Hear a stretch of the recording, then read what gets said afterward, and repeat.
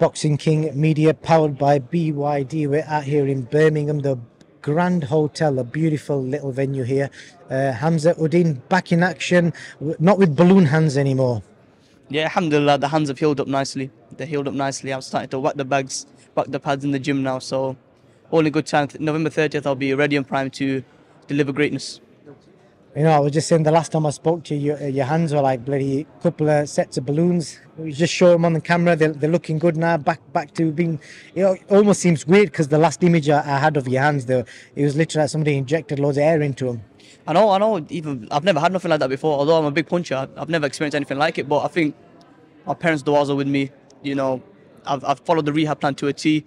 I've had the best physios, the best medical team, and we've recovered now. And I've left that in the past now, and I've learned from it because I'm still new as a pro. You know, the gloves and whatnot, getting used to everything. It does take a bit of time, but I think we're at a stage now where, you know, we know what we do, we know our way around it, and we're ready. What did you do in the time when? Because there must have been a period where you couldn't punch the bags and stuff like that. What did you do for that period? There's never a time where I'm out of the gym. Even if I'm injured, I'm always in the gym. I might eat a bit more and put the weight on that way, but I'm always training, I'm always learning.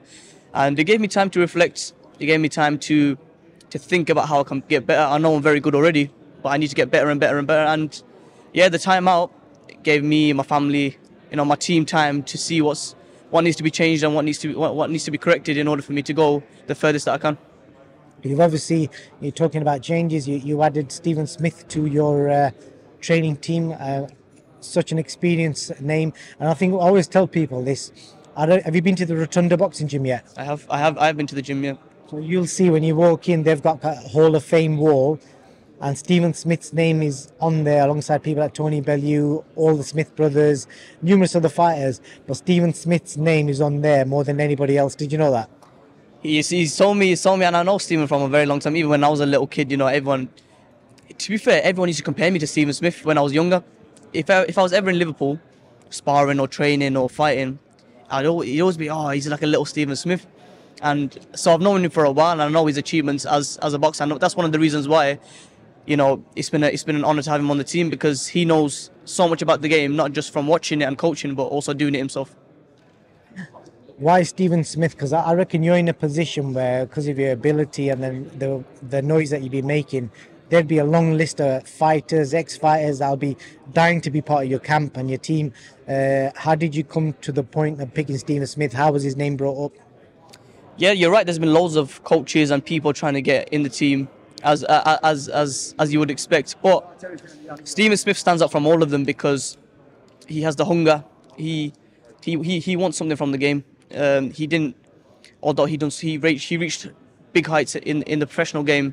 I don't think he reached his full potential, especially with the talent that he had. So I think he's hungry and dedicated, and he wants to be the best. I think that really aligns with what I want. I want to be the best. Stephen's not in it for a quick buck. He's in it to be the best, and I'm in it to be the best too. So I think that's why we gel and make a perfect team. And so far, so good, man. We've gelled really well, and we're linking up really well. We're learning new things, learning about each other, and it's going to be a good one. It's going to be good to see all the improvements that we've made. So how do Stephen and your dad work together now? Because is dad still the head coach, or how does it all work?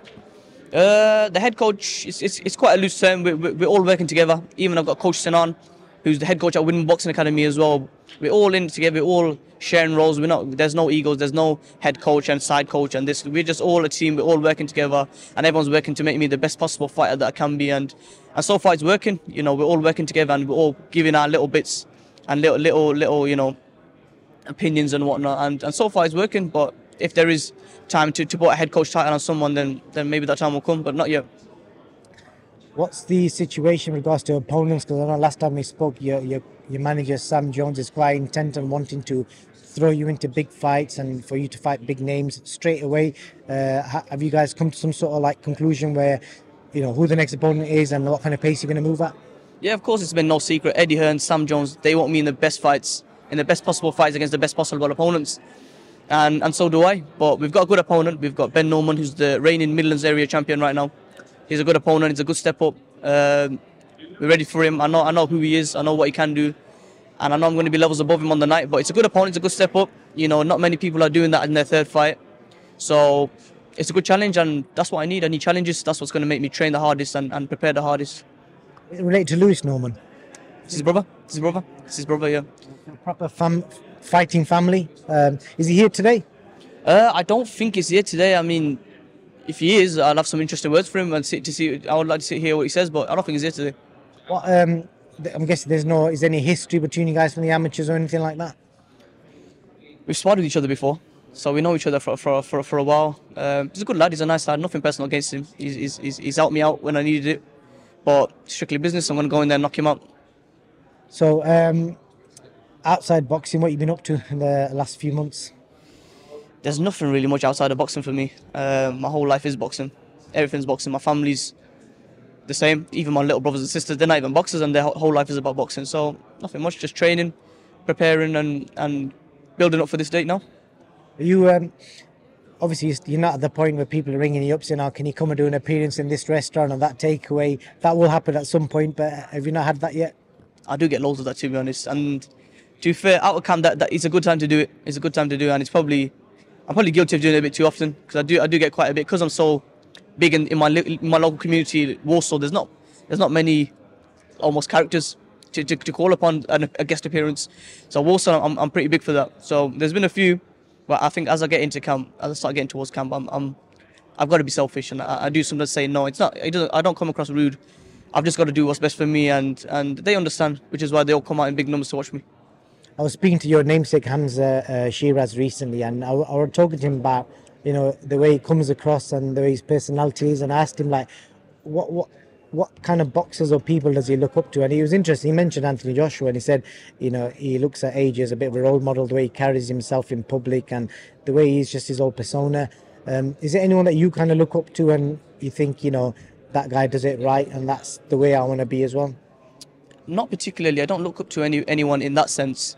I mean, Anthony Joshua is a good example. He's humble and he brings across a good message to the young people, similar to what I want to do. But in terms of looking up to someone, I don't really look up to someone. I look up, to our prophet. I look up to my father and the people, who are role models in my close knit family and friends. But other than that, I don't really look up to anyone. I just be myself. I just say what I want to say what I need to say, and that's it. I don't like to say too much more.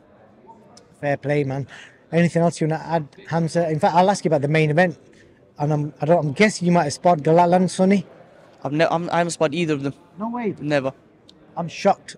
I think you'd be perfect sparring for Galal if Galal gives you a call, because obviously he's fighting a guy that can switch, move, whatever. You'd be perfect. I think I'd be perfect for both of them. I could even do southpaw if they wanted me to, but no, it's just never happened. I want to put you on the spot. If both of you ring you up and say they want the sparring, both want to pay you the same, everything's the same, who would you want to go spar? That's a good question, guys. Probably. That's a good question, actually. What will you learn the most from? That's what I'm trying to think. Because they're going to be really good spars. Probably Sonny, because he's had that pro experience, and that's what I want. He's been in big fights, world title fights. Galal has, but in the amateurs. So I'd probably say Sonny. Who's the favourite in this fight? You got the Olympic gold medalist versus the world champion. Two unreal fighters.